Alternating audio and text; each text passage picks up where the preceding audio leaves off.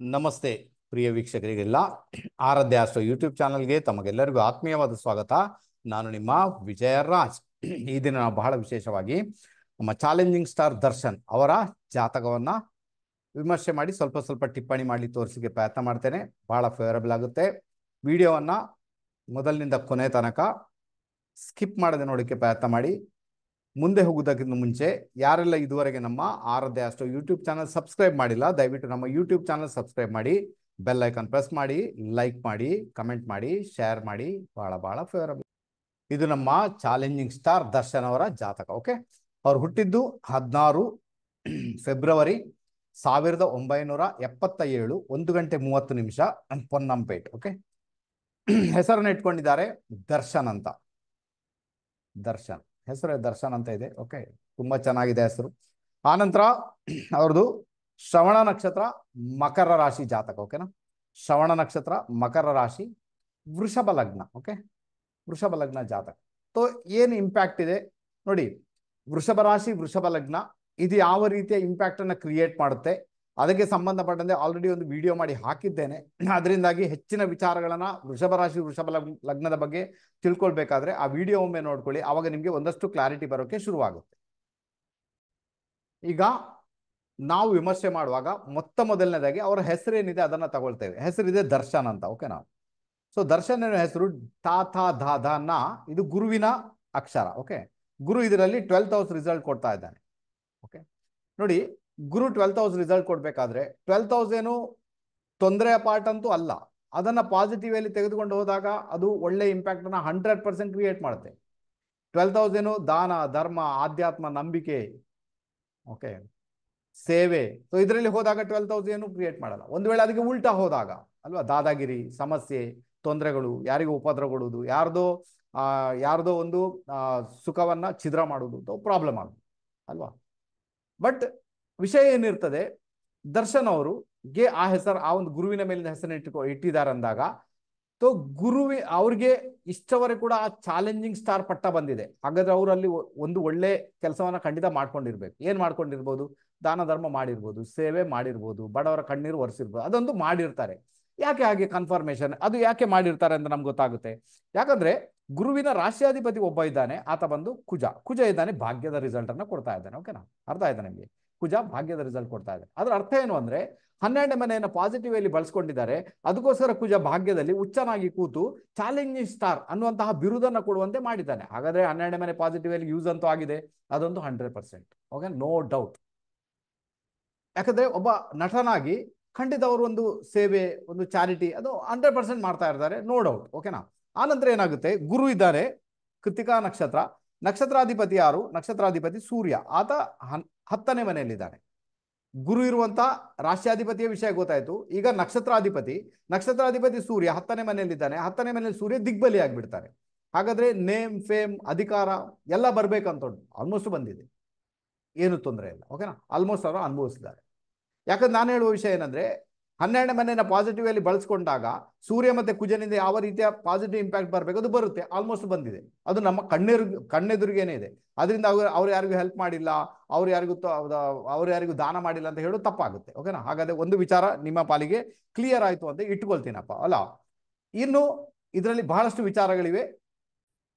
ಗುರುವಿನ ಮೇಲೆ ಹೆಸರಿಟ್ಕೊಂಡಿದ್ದಾರೆ ಅಂದಾಗ ಗುರುವಿನ 2 ರಾಶಿಗಳು ಮತ್ತೆ ಗುರು ಇರುವಂತ ಭಾವ ಬೈ ಡಿಫಾಲ್ಟ್ ಆಗಿ ಆಕ್ಟಿವೇಟ್ ಆಗುತ್ತೆ. ಹೇಗೆ ಆಗುತ್ತೆ ನೋಡಿ. ಗುರುವಿನ ರಾಶಿ ಯಾವುದು? ನ್ಯಾಚುರಲ್ ರಾಶಿ ಬಂದು ಧನು ರಾಶಿ ಮತ್ತೆ ಮೀನ ರಾಶಿ. ಓಕೆನಾ, ಧನು ರಾಶಿ ಮೀನ ರಾಶಿ ಅದು ಆಲ್ವೇಸ್ ಆಕ್ಟಿವೇಟೆಡ್. ಧನು ರಾಶಿ 8ನೇ ಮನೆಯಲ್ಲಿದೆ. ಹಾಗಾದ್ರೆ ಒಂದು ತೂಗು ಕತ್ತಿ ಇವ್ರ ಮೇಲೆ ಅಡ್ಡಾಡ್ತಾನೆ ಇರ್ತದೆ. ಬಾರಿಗೂ ತೊಂದರೆಗಳು, ಸಮಸ್ಯೆಗಳು, ಆಬ್ಸ್ಟಕಲ್ಸ್, ಏರಿಳಿತ, ಪೀಡೆ ಇದು ಯಾವಾಗಲೂ ಇವರನ್ನ ಕಾಡ್ತಾ ಇರುತ್ತೆ ಅಂತ ಒಂದು ಇಂಡಿಕೇಶನ್ ಅಂತೂ ಇದೆ. ಜೊತೆಗೆ ಮೀನ ರಾಶಿ ಕೂಡ ಆಕ್ಟಿವೇಟ್ ಆಗಿದೆ, ಅಲ್ಲಿ ಶುಕ್ರ ಉಚ್ಚನಾಗಿದ್ದಾನೆ. ಶುಕ್ರ ಯಾರು? ಶುಕ್ರ ಬಂದು ಲಗ್ನಾಧಿಪತಿ ಶುಕ್ರ ಮೀನ ರಾಶಿಯಲ್ಲಿ ಉಚ್ಚನಾಗಿದ್ದಾನೆ. ಹೆಸರನ್ನ ಎಲ್ಲಿಟ್ಟಿದ್ದಾರೆ? ಗುರುವಿನ ಮೇಲಿಂದ ಇಟ್ಟಿದ್ದಾರೆ. ಹಾಗಾದ್ರೆ ಅದು ಫೇವರೇಬಲ್ ಆಗುತ್ತೆ ಅಂತ. ಹಾಗಾದ್ರೆ ಶುಕ್ರನಿಂದ ಯಾವ ರೀತಿಯ ಲಕ್ಸುರಿ, ಕಂಫರ್ಟ್, ಫ್ಲೆಕ್ಸಿಬಿಲಿಟಿ, ಸಂಪತ್ತು ಎಲ್ಲವೂ ಕೂಡ ಬರಬೇಕು, ಅದೆಲ್ಲವೂ ಕೂಡ ಅವ್ರ ಪಾಲಿಗೆ ಆಲ್ಮೋಸ್ಟ್ ಬಂದಿದೆ ತಾನೇ. ಆತ ಲಗ್ನಾಧಿಪತಿಯಾಗಿ ಕೂಡ ಇದ್ದಾನೆ. ಆನಂತರ ಗುರು ಆಕ್ಟಿವೇಟ್ ಆಗಿರುವುದರಿಂದ ಆಲ್ವೇಸ್ ಆ ಪಾರ್ಟ್ ಕೂಡ ಆಕ್ಟಿವೇಟ್ ಆಗಿರ್ತದೆ. ಹಾಗಾದ್ರೆ ಒಂದು ಸಮಯ ಬಂದಾಗ ಇವರು ಅಂದರೆ ನಾನು ಹೇಳೋದಾದ್ರೆ 30 to 39 A series. Okay, 30 to 39 20ಯ ಸೀರೀಸಲ್ಲೇ ಹೆಚ್ಚು ಕಡಿಮೆ 20 to 29 ಎ ಸೀರೀಸಲ್ಲೇ ಆ ಮಟ್ಟಕ್ಕೆ ಬರಲಿಕ್ಕೆ ಶುರು ಮಾಡಿದ್ದಾರೆ. 30 to 39 ಕೂಡ ಚೆನ್ನಾಗಿ ಹೋಗಿದೆ. ಈಗ 40 to 49 ರನ್ನಿಂಗ್ ಆಗ್ತಾ ಉಂಟು ಅವ್ರಿಗೆ. ಓಕೆನಾ? ಸೊ ಈಗ ಒಂದು ವಿಚಾರ ಅಷ್ಟಂತೂ ಗೊತ್ತಾಯ್ತು ನಿಮಗೆ, ಯಾಕೆ ಅವರಿಗೆ ಆ ಮಟ್ಟ ಬಂದಿದೆ, ಆ ಪಟ್ಟ ಯಾಕೆ ಒಲ್ದಿದೆ, ಅದು ಗೊತ್ತಾಯ್ತು ನಿಮ್ಗೆ. ಓಕೆ, ಇನ್ನು ನಾವು ನೋಡ್ಕೊಳ್ಬೇಕಾದಂತ ವಿಚಾರ ಏನಂದ್ರೆ ಬಹಳ ವಿಶೇಷವಾಗಿ ಕುಜ. ಓಕೆ, ಕುಜ ನೋಡಿ ಇಲ್ಲಿ ಭಾಗ್ಯದಲ್ಲಿದ್ದಾನೆ. ನಾನು ಮೊದಲೇ ಹೇಳಿದೆ ಆತ ವ್ಯಯಾಧಿಪತಿ.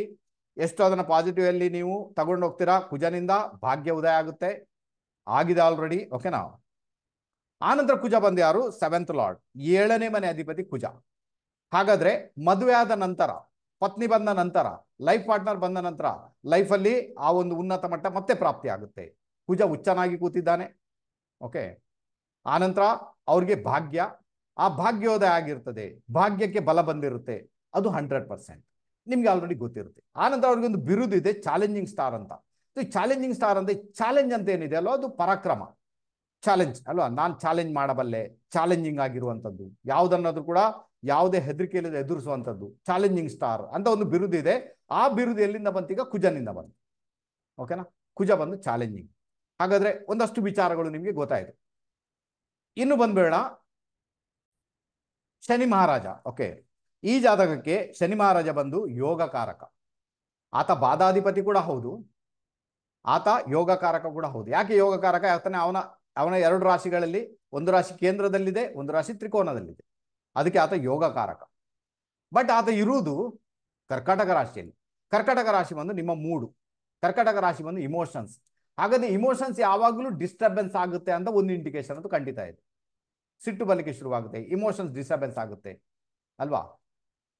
ಸೊ ಇದಕ್ಕೆಲ್ಲ ಕಾರಣ ಏನಿದೆ, ನಿಮಗೆ ಪ್ರೀವಿಯಸ್ ವಿಡಿಯೋ ಇದೆ ವೃಷಭ ರಾಶಿ ಬಗ್ಗೆ ಹೇಳಿರುವಂಥದ್ದು, ಒಮ್ಮೆ ನೋಡಿಕೊಳ್ಳಿ, ಅದನ್ನು ಕನ್ಫರ್ಮ್ ಮಾಡಿ. ಹಾಗಾದ್ರೆ ಇಲ್ಲಿ ಚಂದ್ರನ ಮನೆಯಲ್ಲಿ ಶನಿ ಇದ್ದಾನೆ, ಶನಿಯ ಮನೆಯಲ್ಲಿ ಚಂದ್ರ ಇದ್ದಾನೆ, ಎಕ್ಸ್ಚೇಂಜ್ ಇಬ್ರು ಕೂಡ. ಓಕೆ, ಅದರಿಂದಾಗಿ ಏನಾಗುತ್ತೆ, ಮೂಡ್ ಸ್ವಿಂಗ್ ಅಂತೂ ಇರುತ್ತೆ, ಯಾಕಂದ್ರೆ ಶನಿ ವಕ್ರಿಯಾಗಿದ್ದಾನೆ. ಇನ್ನೊಂದು ವಿಚಾರ ಏನಂದ್ರೆ ಲಗ್ನದಲ್ಲಿ ಮಾಂದಿ ಇದ್ದಾನೆ, ಸಿಟ್ಟು ವಿಪರೀತ ರೀತಿಯಲ್ಲಿ ಬರುವುದು ಸಹಜವಾಗಿಯೇ ಬರುತ್ತೆ, ಏನು ಮಾಡೋಕ್ಕಾಗಲ್ಲ ಈ ಪರಿಸ್ಥಿತಿ. ಇನ್ನೇನಾಗುತ್ತೆ, ಶನಿಗೆ ಒಬ್ಬ ರಾಶ್ಯಾಧಿಪತಿ ಇರ್ತಾನೆ. ಆ ರಾಶ್ಯಾಧಿಪತಿ ಈಗ ಶನಿ ಇದ್ದಾನೆ ಕರ್ಕಟಕ ರಾಶಿಯಲ್ಲಿ, ಅದು 3rd ಹೌಸಲ್ಲಿದೆ. ಹಾಗಾದ್ರೆ ಮನೆಯ ವಾತಾವರಣ, ಮನೆಯ ಎನ್ವೈರ್ಮೆಂಟ್ ಸರಿ ಇದ್ರೆ ಮಾನಸಿಕ ನೆಮ್ಮದಿ ಕೂಡ ಇರುತ್ತೆ, ಇಲ್ಲ ಅಂದ್ರೆ ಮಾನಸಿಕ ನೆಮ್ಮದಿ ಕೂಡ ಬಿಡಾಯಿಸಿ ಹೋಗುತ್ತೆ. ಇನ್ನು 3rd ಹೌಸ್ ಬಂದು ನಿಮ್ಮ ಸರೌಂಡಿಂಗ್ಸ್, 3rd ಹೌಸ್ ಬಂದು communication, 3rd house communication device, 3rd house ಬಂದು ನಿಮ್ಮ ಫೇಸ್ಬುಕ್ ಇರ್ಬೋದು, ವಾಟ್ಸಪ್ ಇರ್ಬೋದು, ಯಾವುದೇ ರೀತಿಯಲ್ಲಿ ಕೂಡ ನೀವು ಸೋಷಿಯಲ್ ಕನೆಕ್ಷನ್ ಮಾಡೋದಾದ್ರೆ 3rd ಹೌಸ್.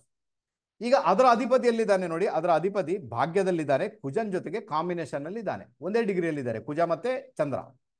ಓಕೆ, ಏನಾಗುತ್ತೆ, ನಿಮ್ಮ ಅಕ್ಕಪಕ್ಕದಲ್ಲಿ ಇರುವವರು, ಸರೌಂಡಿಂಗ್ ಅಲ್ಲಿ ಇರುವವರು, ಅಥವಾ ನಿಮ್ಮ ಸೋಷಿಯಲ್ ಕನೆಕ್ಷನ್ ನಲ್ಲಿ ಇರುವವರು, ಅಂಥದ್ರಲ್ಲಿ ಮದುವೆಯಾದ ಹೆಂಗಸು, ಮದುವೆಯಾದ ಸ್ತ್ರೀ ನಿಮ್ಮನ್ನ ಪ್ರೀತಿ ಮಾಡ್ತಾಳೆ ಅಥವಾ ನಿಮ್ ಜೊತೆ ಇರೋಕೆ ಇಷ್ಟಪಡ್ತಾಳೆ. ಯಾಕೆ ಇಲ್ಲಿ ಮದುವೆಯಾದ ಸ್ತ್ರೀ? ಯಾಕೆ?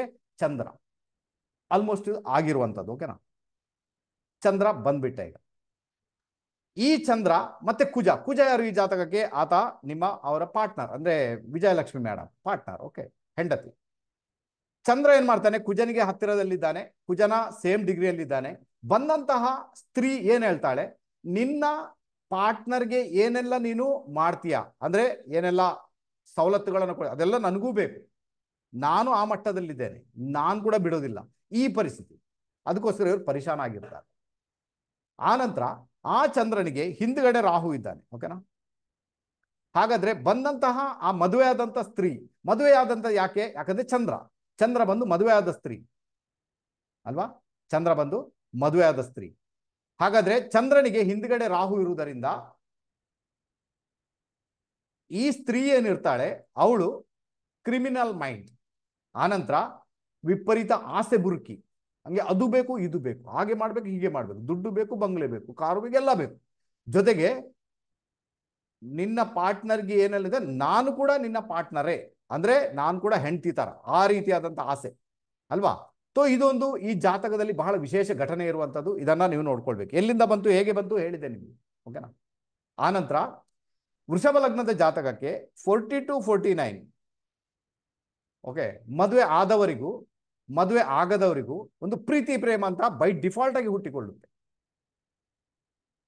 ಒಂದು 100 ಜಾತಕವನ್ನು ನೀವು ತೆಗೆದುಕೊಂಡಾಗ ಅದರಲ್ಲಿ 75% ಜಾತಕಕ್ಕೆ ಮದುವೆ ಆಗಿ ಆದ್ರೂ ಕೂಡ, ಮದುವೆ ಆಗಿಲ್ಲ ಅಂದ್ರೂ ಕೂಡ, ಯಾರ ಜೊತೆನೋ ಒಂದು ಪ್ರೀತಿ ಪ್ರೇಮ, ಯಾರ ಜೊತೆನೋ ಒಂದು ಫ್ರೆಂಡ್ಶಿಪ್, ಯಾರೋ ಒಂದು ನಮ್ಮವರಂತ ಅನಿಸ್ಕೊಳ್ಳುವಂಥದ್ದು ಬಂದೇ ಬರುತ್ತೆ.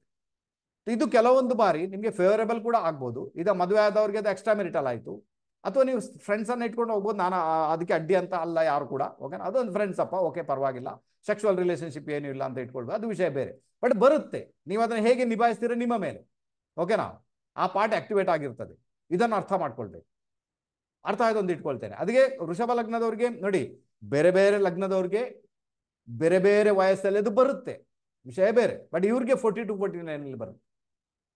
ಅದಕ್ಕೆ ಇವ್ರಿಗೆ ಆ ಪಾರ್ಟಲ್ಲಿ 40 to 49 ಎ ಸೀರೀಸ್ ಅಲ್ಲಿ ಇವ್ರಿಗೂ ಏನಾದ್ರೂ ಪ್ರೀತಿ ಪ್ರೇಮ ಸ್ನೇಹಿತರ ಅದಕ್ಕೆ ಇಮೋಷನಲ್ ಆಗಿ ಕನೆಕ್ಟ್ ಆಗ್ತಾರೆ. ಅದು ಎಷ್ಟು ಅಂದ್ರೆ ಬೇರೆ ಎಲ್ಲ ಮರ್ತು ಬಿಡ್ತಾರೆ, ಅದರಲ್ಲೇ ಇರ್ತಾರೆ. ಇದು ಪರಿಸ್ಥಿತಿ ಕೂಡ ಕ್ರಿಯೇಟ್ ಆಗುತ್ತೆ. ಈಗ ನಿಮ್ಗೆ ಇದು ಪರಿಸ್ಥಿತಿ ಏನುಂಟು ಸ್ವಲ್ಪ ಮಟ್ಟಿಗೆ ಅರ್ಥ ಆಗ್ಲಿಕ್ಕೆ ಶುರುವಾಯಿತು ಅಂತ ಇಟ್ಕೊಳ್ತೇನೆ. ನೆಕ್ಸ್ಟ್ ದಶಾಭುಕ್ತಿಯನ್ನು ನಾವು ನೋಡಿದಾಗ, ದಶಾಭುಕ್ತಿಯನ್ನು ನಾವು ಗಮನಿಸಿದಾಗ ಇಲ್ಲಿ ಬಹಳ ವಿಶೇಷವಾಗಿರುವಂಥದ್ದು ಗುರುದಶೆ. ಓಕೆ, ಗುರುದಶೆ ಯಾವುದೇ ಒಂದು ಪಾರ್ಟ್ ಅಲ್ಲಿ ದಶಾನಾಥ ಒಂದು ಸೈಡಲ್ಲಿ ಇರಲಿ, ಬಟ್ ಭುಕ್ತಿನಾಥ ಆ ಮೂವ್ಮೆಂಟ್ ಅಲ್ಲಿ ಭುಕ್ತಿನಾಥ ಬಹಳ ದೊಡ್ಡ ಮಟ್ಟಿಗೆ ಇಂಪ್ಯಾಕ್ಟ್ ಅನ್ನು ಕ್ರಿಯೇಟ್ ಮಾಡ್ತಾರೆ. ಹಾಗಾದ್ರೆ ಭುಕ್ತಿನಾಥ ಯಾರು? ಅದು ಬಂದು ಮಂಗಳ, ಕುಜ. ಓಕೆನಾ.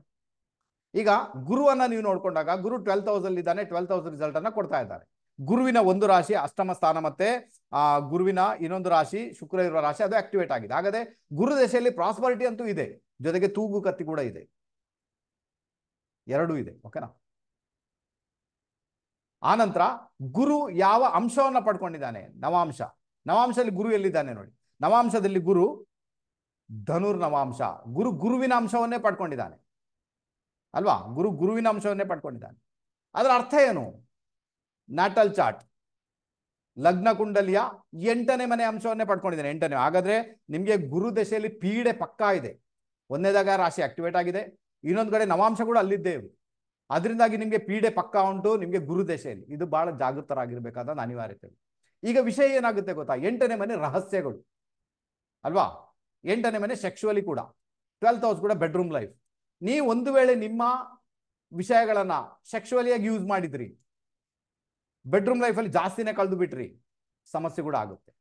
ಬಟ್ ಅದನ್ನ ರಿಸರ್ಚ್ ಮಾಡ್ಲಿಕ್ಕೆ ಬಳಸಿದ್ರಿ, 8ನೇ ಮನೆಯನ್ನ ರಿಸರ್ಚ್ ಮಾಡ್ಲಿಕ್ಕೆ ಬಳಸಿದ್ರಿ, 8ನೇ ಮನೆಯನ್ನ ಕೆಳಗೆ ಬಿದ್ದಂತ ವ್ಯಕ್ತಿಗಳನ್ನ ಮೇಲೆ ತರುವಂತ ಕೆಲಸ ಮಾಡ್ತಾ ಇದ್ರಿ ನೀವು. 8ನೇ ಮನೆಯನ್ನ ರಹಸ್ಯ ವಿದ್ಯೆಗಳನ್ನ ಕಲಿಯುವುದರ ಮುಖಾಂತರ ಕ್ಲೆನ್ಸಿಂಗ್ ಮಾಡ್ತಾ ಇದ್ದೀರಿ. 8ನೇ ಮನೆಯನ್ನ ಭಗವದ್ಗೀತೆಯನ್ನ ಕೇಳುವುದರ ಮುಖಾಂತರ ಅದನ್ನ ಕ್ಲೆನ್ಸಿಂಗ್ ಮಾಡ್ತಾ ಇದ್ದೀರಿ. ಅಥವಾ ಯಾವುದಾದ್ರೂ ರಿಸರ್ಚ್ ಇರುವಂತಹ ಬುಕ್ಸ್ಗಳನ್ನ ಓದಿ 8ನೇ ಮನೆಯನ್ನು ಕ್ಲೆನ್ಸಿಂಗ್ ಮಾಡ್ತಾ ಇದ್ರಿ, ಆಗ ಪ್ರಾಬ್ಲಮ್ ಇಲ್ಲ. ಒಂದು ವೇಳೆ ನೀವು 8ನೇ ಮನೆ ಅದು ಸೆಕ್ಷುವಲ್ ಪಾರ್ಟ್, ಅದು ನಿಮ್ಮ ಪ್ರೈವೇಟ್ ಪಾರ್ಟ್ಸ್, ಅದು ಮಿಸ್ಯೂಸ್ ಮಾಡಿಕೊಳ್ಳಿಕ್ಕೆ ಹೋದಾಗ, ಯಾರ್ಯಾರದ್ದು ಹಿಂದೆ ಹೋದಾಗ ಅದು ನಿಮ್ಗೆ ಪೀಡೆ ಕೊಟ್ಟೇ ಕೊಡುತ್ತಲ್ವಾ? ಅದೇ ಪರಿಸ್ಥಿತಿ ಈಗ ಆಗಿರುವಂತ ಸಮಸ್ಯೆ ಆಗಿರುವಂತ, ಇದು ಅರ್ಥ ಮಾಡ್ಕೊಳ್ಬೇಕು. ಓಕೆ. ಆನಂತರ ಕುಜನನ್ನ ನೋಡ್ಕೊಳ್ಳಿ. ಏನು ಕುಜ ಇವ್ರಿಗೆ ಸಪೋರ್ಟ್ ಮಾಡ್ತಾನಾ ಅಲ್ವಾ? ಕುಜ ಆಕ್ಚುಲಿ ಸಪೋರ್ಟ್ ತೊಂದರೆ ಇಲ್ಲ. ಹೇಗೆ ಸಪೋರ್ಟ್ ಮಾಡ್ತಾನೆ? ನಾನು ಮೊದಲೇ ಹೇಳಿದ್ದೇನೆ ಹೇಗೆ ಸಪೋರ್ಟ್ ಮಾಡ್ತಾನೆ ಕುಜ ಅಂತ. ಓಕೆ. ಕುಜ ಏನ್ ಮಾಡ್ತಾನೆ ನೋಡಿ, ಕುಜ ಭುಕ್ತಿ ನಡೀತಾನೆ. ಕುಜ ಭುಕ್ತಿಯಲ್ಲಿ ಈ ಎಲ್ಲ ಘಟನೆಗಳು ಘಟಿಸಿರುವಂತದ್ದು. ಕುಜ ಯಾರು ಈ ಜಾತಕಕ್ಕೆ? ಆತ ಮಾರಕಾಧೀಶ ವ್ಯಯಾಧಿಪತಿ. ಕುಜ ಮಾರಕಾಧೀಶ ವ್ಯಯಾಧಿಪತಿ. ಕುಜನ ಎರಡೂ ರಾಶಿಗಳನ್ನ ಪಾಸಿಟಿವ್ ವೇಯಲ್ಲಿ ನೀವು ಅದನ್ನು ತೆಗೆದುಕೊಂಡು ಹೋದಾಗ ನಿಮ್ಗೆ ಕುಜನಿಂದ ತುಂಬಾ ತೊಂದರೆ ಆಗಲ್ಲ. ಉದಾಹರಣೆಗೆ 7th ಹೌಸ್ ನಿಮ್ಮ ಪಾರ್ಟ್ನರ್ ವಿಜಯಲಕ್ಷ್ಮಿ ಮೇಡಮ್, ಅವರ ಮಾತನ್ನ ಕೇಳೋದು, ಅವ್ರಿಗೆ ರೆಸ್ಪೆಕ್ಟ್ ಕೊಡೋದು, ಅವ್ರನ್ನ ತುಂಬಾ ಪ್ರೀತಿ ಮಾಡೋದು, ಅವ್ರಿಗೆ ಬೇಕಾದನ್ನ ಕೊಡಿಸೋದು, ಅವಾಗೇನಾಗುತ್ತೆ ನಿಮ್ಮ ಕುಜ ಅದೇನು ಬ್ಯಾಡ್ ಇಂಪ್ಯಾಕ್ಟ್ ಕೊಡ್ಬೇಕೋ ಕೊಡಲ್ಲ. ಇದು 100%. ಈಗ ನೀವು 12th ಹೌಸಿನಿಂದ ಅದನ್ನ ಆಲ್ಮೋಸ್ಟ್ ಮಾಡಿಕೊಂಡಿದ್ದೀರಾ. ಏನ್ ಮಾಡ್ಕೊಂಡಿದ್ದೀರಾ? ದಾನ ಧರ್ಮ ಎಲ್ಲ ಆಲ್ಮೋಸ್ಟ್ ಮಾಡಿರ್ತೀರಾ ನೀವು, 100% ಮಾಡಿರ್ತೀರ. ಅದಕ್ಕೆ ಕುಜನಿಂದ ಒಳ್ಳೆ ಇಂಪ್ಯಾಕ್ಟ್ ಅಂತೂ ಬಂದಿದೆ. ಬಟ್ 7th ಹೌಸಿನಲ್ಲಿ ನಿಮ್ಮ ಒಳ್ಳೆಯ ಒಂದು ಇಂಪ್ಯಾಕ್ಟ್ ಇಲ್ಲ ಅಂತ ಆಲ್ಮೋಸ್ಟ್ ಎಲ್ರಿಗೂ ಗೊತ್ತಿರ್ತದೆ. ಅದರಿಂದ ಇನ್ನು ಮುಂದೆ ಆದ್ರೂ ಕೂಡ 7th ಹೌಸ್ನ ಒಂದು ಇಂಪ್ಯಾಕ್ಟ್ ಅನ್ನ ಪಾಸಿಟಿವ್ ಅಲ್ಲಿ ಯೂಸ್ ಮಾಡ್ಲಿಕ್ಕೆ ಪ್ರಯತ್ನ ಮಾಡಿ. ನಾನು ಯಾವ ರೀತಿ ಹೇಳಿದೆ ಆ ರೀತಿಯಾಗಿ, ಆವಾಗ ನಿಮಗೆ ಕುಜನಿಂದ ಯಾವ ಸಮಸ್ಯೆ ಬರಬೇಕು ಅದು ಬರಲ್ಲ. ಅರ್ಥ ಮಾಡ್ಕೊಳ್ಳಿಕ್ಕೆ ಪ್ರಯತ್ನ ಮಾಡ್ಬೇಕು. ಈಗ ಕುಜ ದಶೆ ನಡೀತಾ ಉಂಟು, ಸಾರಿ ಗುರು ದಶೆ ನಡೀತಾ, ಕುಜ ಭುಕ್ತಿ ನಡೀತಾ ಉಂಟು. ಈ ಗುರು ದಶೆ ಕುಜ ಭುಕ್ತಿಯಲ್ಲಿ ಕುಜ ಇದ್ದಾನೆ, ಬುಧನ್ ಜೊತೆಗೆ ಇದ್ದಾನೆ. ಓಕೆನಾ. ಬಂಧನ ಯೋಗ, ಕುಜ ಮತ್ತೆ ಬುಧನ ಕಾಂಬಿನೇಷನ್ ಬಂಧನ ಯೋಗ ಆಯ್ತು ತಾನೆ. ಬಂಧನ ಈಗ ಅವರು ಆರೋಪಿ, ಅಪರಾಧಿ ಅಲ್ಲ, ಬಂಧನದಲ್ಲಿ ಅಂತೂ ಇದ್ದಾರೆ. ಹಾಗಾದ್ರೆ ಬುಧ ಮತ್ತೆ ಕುಜನ ಆ ಮೂಮೆಂಟ್ ಅಲ್ಲಿ ಅದು ಆಕ್ಟಿವೇಟ್ ಆಗಿ ಅದೇನಾಗಬೇಕೋ ಆಯ್ತು. ಚಂದ್ರನು ಜೊತೆಗಿದ್ದಾನೆ. ಚಂದ್ರ ಯಾರು ಅಂತ ಮೊದಲೇ ಹೇಳಿದೆ ನಿಮಗೆ, ಅದು ಇದೆ ಅದರೊಟ್ಟಿಗೆ ಅಲ್ವಾ. ಬುಧ ಯಾರು? ಬುಧ ಪಂಚಮಾಧಿಪತಿ, ಸ್ನೇಹಿತರು, ಅದು ಇದೆ ಅದರೊಟ್ಟಿಗೆ. ಅವರೆಲ್ಲರಿಂದ ಒಟ್ಟಾಗಿ ಕುಜನಿಗೆ ಬಂಧನ, ಚಾಲೆಂಜಿಂಗ್ ಸ್ಟಾರ್ಗೆ ಬಂಧನ. ಗೋಚರದಲ್ಲಿ ಕೂಡ ಕುಜ ಮೇಷರಾಶಿಯಲ್ಲಿ ಭ್ರಮಣ ಮಾಡ್ತಾ ಇದ್ದಾನೆ. ಆತನ ಮೇಲೆ ಶನಿಯ ದೃಷ್ಟಿ ಇದೆ. ಆನಂತರ ಕುಜನಿಗೆ ಹಿಂದ್ಗಡೆ ರಾಹು ಇದ್ದಾನೆ. ಅದಕ್ಕೆ ಚಾಲೆಂಜಿಂಗ್ ಸ್ಟಾರ್ಗೆ ಈಗ ಒಳ್ಳೆ ಪೀರಿಯಡ್ ಅಲ್ಲ. ಕುಜ ಅಲ್ಲಿಂದ ರಿಲೀಸ್ ಆಗಿ ಆತ ವೃಷಭ ರಾಶಿಗೆ ಬರಬೇಕು. ಆ ಮೂಮೆಂಟ್ ಅಲ್ಲಿ ಇವರಿಗೂ ರಿಲೀಫ್ ಸಿಗುತ್ತೆ ಯಾವುದೋ ಒಂದು ರೂಪ. ಈಗ ತಪ್ಪು ಮಾಡಿದರೆ ಶಿಕ್ಷೆ ಆಗ್ಬೋದು, ಅದು ವಿಷಯ ಬೇರೆ, ಅದು ಕೋರ್ಟ್ ಡಿಸೈಡ್ ಮಾಡುತ್ತೆ. ನಾನು ಗ್ರಹಗಳ ಗತಿಯಿಂದ ಹೇಳ್ತಾ ಇದ್ದೇನೆ. ಸೊ ಈ ರೀತಿ ಪರಿಸ್ಥಿತಿ ಕ್ರಿಯೇಟ್ ಆಗುತ್ತೆ. ಅರ್ಥ ಆಯ್ತು? ಈಗ ಬಂಧನ ಯೋಗ ಯಾಕಾಯ್ತು ಗೊತ್ತಾಯ್ತು ಈಗ ನಿಮ್ಗೆ, ಓಕೆನಾ? ಇದು ವಿಷಯ ಎಲ್ಲಿಂದೆಲ್ಲ ಉಂಟಾಯ್ತು ಗೊತ್ತಾಯ್ತಾ ನಿಮ್ಗೆ? ಯಾರು ಬುಧ ಯಾರು ಅಲ್ವಾ? ಸ್ನೇಹಿತರು, ಓಕೆನಾ? ಚಂದ್ರ ಯಾರು? ಮದುವೆ ಆದ ಸ್ತ್ರೀ, ಘಟನೆ ಘಟಿಸಿತು, ರೈಟ್ ತಾನೆ? ಆಯ್ತು, ಬಂಧನ. Okay, right. ಈಗ ಕುಜ ಯಾವ ನವಾಂಶ ಪಡ್ಕೊಂಡಿದ್ದಾನೆ, ಏನು ನವಾಂಶ ಆದ್ರೂ ಫೇವರೇಬಲ್ ಆಗುತ್ತೆ ಅದನ್ನ ನೋಡ. ಕುಜ ಮಹಾರಾಜ ನವಾಂಶವನ್ನ, ಮೇಷಾಂಶವನ್ನ ಪಡ್ಕೊಂಡಿದ್ದಾನೆ. ಮೇಷ ನವಾಂಶ, ಮೇಷ ಅಂದ್ರೆ ಮೇಷರಾಶಿಯಲ್ಲಿದ್ದಾನೆ ನವಾಂಶದಲ್ಲಿ, ಓಕೆನಾ? ಹಾಗಾದ್ರೆ ಕುಜ ಕುಜನಾಂಶವನ್ನೇ ಪಡ್ಕೊಂಡ, ಸ್ವಾನವಾಂಶ ಪಡ್ಕೊಂಡ. ನೋಡಿ, ಗುರು ಕೂಡ ಸ್ವಾನವಾಂಶ ಪಡ್ಕೊಂಡ, ಕುಜ ಕೂಡ ಸ್ವಾನವಾಂಶ ಪಡ್ಕೊಂಡ. ಹಾಗಾದ್ರೆ ನಾವು ಲಗ್ನ ಕುಂಡಲಿಯನ್ನ ನೋಡಿದಾಗ ಮೇಷರಾಶಿಯಲ್ಲಿ ಬರುತ್ತೆ, ಅದು 12ನೇ ಮನೆಯಲ್ಲಿ ಬರುತ್ತೆ. ಮತ್ತೆ 12ನೇ ಮನೆ ಪೀಡೆ ಬಂತು, ಓಕೆನಾ? ಯಾಕಂದ್ರೆ ಮೇ ಬಿ ಇದನ್ನ ಮಿಸ್ಯೂಸ್ ಮಾಡ್ಕೊಂಡಿರ್ತಾರೆ. ಅದಕ್ಕೆ 12ನೇ ಮನೆ ಅಂದ್ರೆ ಹಾಸ್ಪಿಟಲ್, 12ನೇ ಮನೆ ಅಂದ್ರೆ ಜೈಲು ವಾಸ, 12ನೇ ಮನೆ ಅಂದ್ರೆ ವಿದೇಶ ಪ್ರಯಾಣ, 12ನೇ ಮನೆ ರಿಲ್ಯಾಕ್ಸೇಷನ್, 12ನೇ ಮನೆ ಪಾಸಿಟಿವ್ ಅಲ್ಲಿ ದಾನ ಧರ್ಮ, ಸೇವೆ, ನಂಬಿಕೆ, ಅದು 12ನೇ ಮನೆ. ಈಗ ಸೇವೆ, ನಂಬಿಕೆ, ಧಾರ್ಮಿಕತೆಗಿಂತಲೂ ಹೆಚ್ಚಾಗಿ ನೀವು ಐಶ್ವರ್ಯಾರಾಮ್ ಮಾಡ್ಕೊಂಡ್ರೆ may be 12th house problem ಬೇಕು. ಅದಕ್ಕೆ ಈಗ ಕುಜ ಭುಕ್ತಿ ನಡೆಯುವಾಗಲೇ ಬಂಧನ ಯೋಗಾನು ಕ್ರಿಯೇಟ್ ಆಯ್ತು, 12th ಹೌಸ್ ಆಕ್ಟಿವೇಟ್ ಆಯ್ತು, ಜೈಲಿಗೆ ಕೂಡ ಹೋಗ್ಬೇಕಾಯ್ತು, ಓಕೆನಾ? ಈ ಪರಿಸ್ಥಿತಿ ಕ್ರಿಯೇಟ್ ಆಯ್ತು. ಅರ್ಥ ಮಾಡ್ಕೊಳ್ಳಿಕ್ಕೆ ಪ್ರಯತ್ನ ಮಾಡಿ, ಬಹಳ ಫೇವರೇಬಲ್ ಆಗುತ್ತೆ. ನಾನು ಪ್ರಿಡಿಕ್ಷನ್ ಮಾಡಬೇಕಾದ್ರೆ ಒಂದು ಟೆಕ್ನಿಕ್ ಅನ್ನ ಯೂಸ್ ಮಾಡ್ತೇನೆ, ಅದು ಬಂದು ಏಜ್ ಸಿರೀಸ್. ಅಂದ್ರೆ ನಿಮ್ಮ 20ರಿಂದ 29, 30ರಿಂದ 39, 40ರಿಂದ 49, 50ರಿಂದ 59 ಯಾವ ಇಂಪ್ಯಾಕ್ಟ್ ಕ್ರಿಯೇಟ್ ಆಗುತ್ತೆ ಅದನ್ನ ಏಜ್ ಸಿರೀಸ್ ಮುಖಾಂತರ ಹೇಳ್ತೇನೆ, ಓಕೆನಾ? ನನಗೆ ದಶಾಭುಕ್ತಿ ಅಗತ್ಯ ಇಲ್ಲ, ನೋಡ್ತೇನೆ ಅದನ್ನು ಕೂಡ, ಬಟ್ ಅದಕ್ಕಿಂತ ಹೆಚ್ಚಾಗಿದ್ದು ಕೆಲಸ ಮಾಡುತ್ತೆ, ಅಕ್ಯುರೇಟ್ ಆಗಿ ಕೆಲಸ ಮಾಡುತ್ತೆ 100%, ಓಕೆನಾ? ಅದಕ್ಕೆ ಹೇಳಿದ್ದು ನಾನು ಇವ್ರಿಗೆ 40ರ ಸಿರೀಸ್ ನಡೀತೊಂಡು 40 to 49, ಇದರಲ್ಲಿ ನಾವು 40, 41, 42, 43 ಈ ರೀತಿಯಾಗಿ ಬರೆಯುವಾಗ 4 4 4 4 ಆಕ್ಟಿವೇಟ್ ಆಗಿದೆ ಅಂದಾಗ ಅದು ರಾಹು. ಹಾಗಾದ್ರೆ ರಾಹುವಿನ ಪಾರ್ಟ್ ಏನುಂಟು ಇಲ್ಲಿ ಆಲ್ಮೋಸ್ಟ್ ಇಂಪ್ಯಾಕ್ಟ್ ಆಗಿದೆ.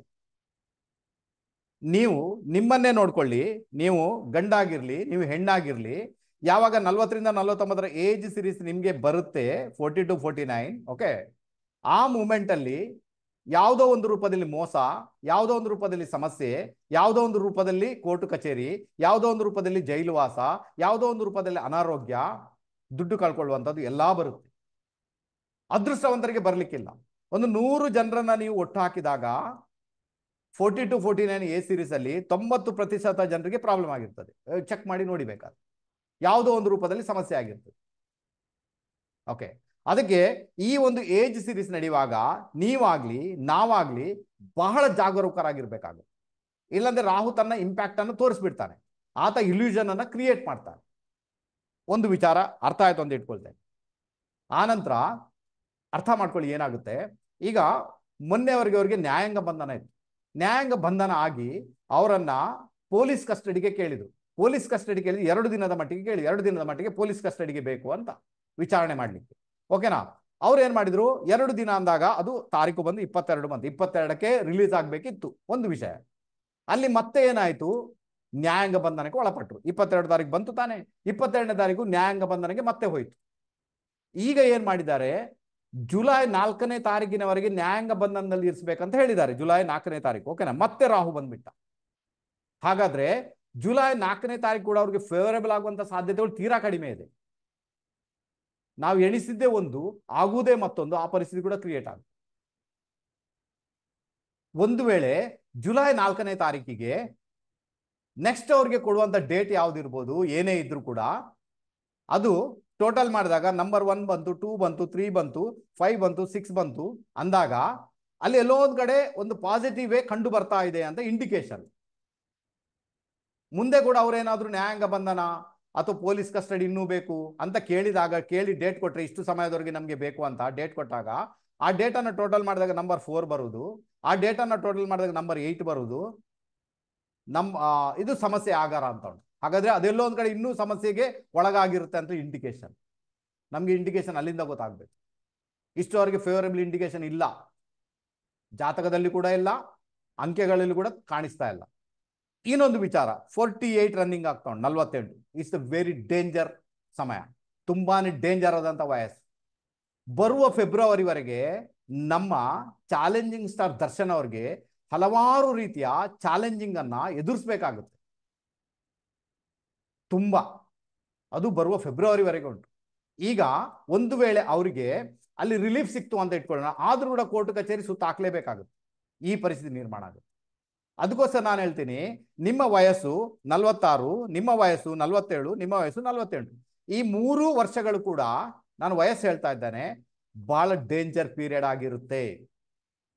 ಬಹಳ ಜಾಗೃತರಾಗಿರ್ಬೇಕು. ಇದೇ ಸಮಯದಲ್ಲಿ ನಿಮ್ಗೆ ಕಂಟಕಗಳು ಎದುರಾಗ್ತವೆ.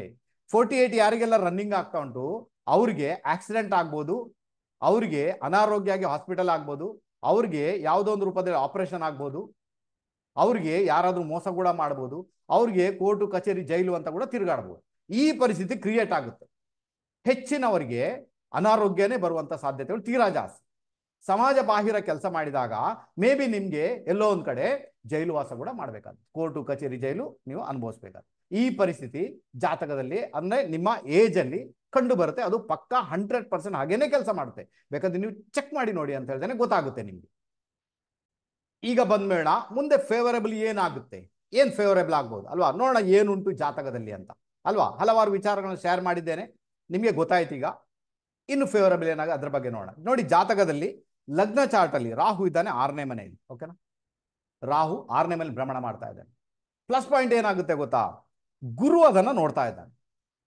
ಹಾಗಾದ್ರೆ ನೀವು ಏನು ತಪ್ಪು ಮಾಡಿಲ್ಲ ಅಂತ ಹೇಳ್ತಾ ಇದ್ದೀರಿ ಅಂದಾಗ ಮೇ ಬಿ ಗುರುವಿನ ಕೃಪೆ ನಿಮ್ಮ ಮೇಲೆ ಬರುತ್ತೆ. ರಾಹುವಿನ ಮೇಲೆ ಗುರುವಿನ ದೃಷ್ಟಿ ಇದೆ.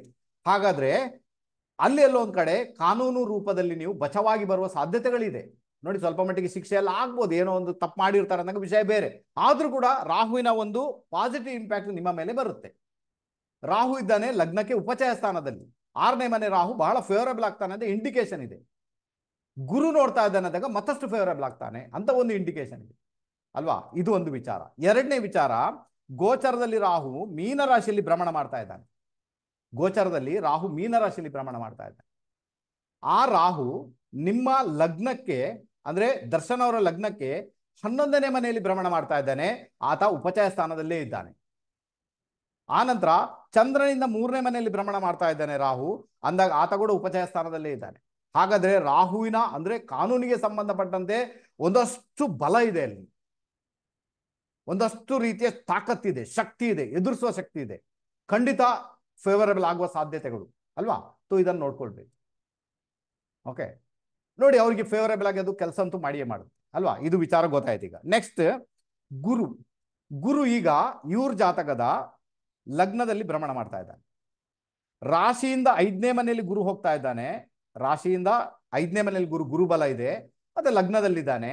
ಆತ 5ನೇ ಮನೆ, 7ನೇ ಮನೆ, 9ನೇ ಮನೆಯನ್ನ ದೃಷ್ಟಿಸ್ತಾ ಇದ್ದಾನೆ ಅಲ್ವಾ. ಹಾಗಾದ್ರೆ ಇದು ಕೂಡ ಒಂದು ಫೇವರೇಬಲ್ ಆದಂತಹ ಇಂಪ್ಯಾಕ್ಟ್ ಅನ್ನ ಕ್ರಿಯೇಟ್ ಮಾಡೋ ಎಲ್ಲಾ ಸಾಧ್ಯತೆಗಳು ಇದೆ. ಕಾದು ನೋಡೋಣ. ಅವ್ರು ತಪ್ಪು ಮಾಡಿಲ್ಲ ಅಂದಾಗ ಸಣ್ಣ ಪುಟ್ಟ ಶಿಕ್ಷೆಗೊಳಗಾಗಿ 100% ಬರ್ತಾರೆ ಅವರು, ತೊಂದರೆ ಇಲ್ಲ. ತುಂಬಾ ಅದು ಫೇವರೇಬಲ್ ಆದ ಇಂಪ್ಯಾಕ್ಟ್ ಅನ್ನು ಕ್ರಿಯೇಟ್ ಮಾಡುತ್ತೆ. ಓಕೆನಾ, ಅರ್ಥ ಆಯ್ತು ಅಂತ ಇಟ್ಕೊಳ್ತೇನೆ.